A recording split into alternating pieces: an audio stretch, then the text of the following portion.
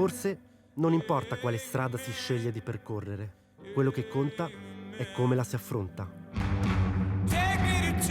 Fango, dossi e 4x4. Questo è il mondo dei fuoristrada. Marco è l'istruttore federale che mi guiderà in questo percorso. Sono 8 anni che io non guido un'auto, un fuoristrada non l'ho mai guidato. Non ti devi preoccupare, questa è l'auto che guiderai, inseriremo la trazione 4x4 con le marce ridotte. Non ho capito niente, però mi fido di te. Vabbè, ma vedo tipo i dossi, quelle tipo le montagne russe. Questo è vero off-road.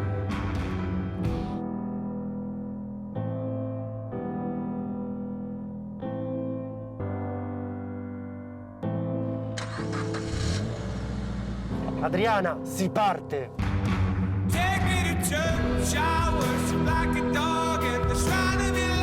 Ok, adesso dobbiamo salire lì sopra. Oddio, cosa devo fare? Accelera, accelera. Gas. Ah, aiuto! Cogli. Ok.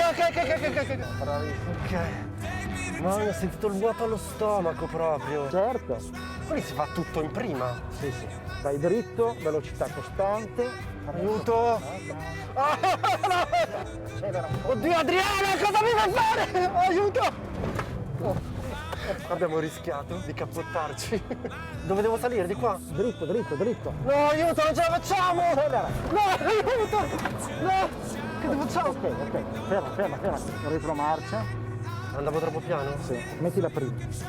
Accelera tutto.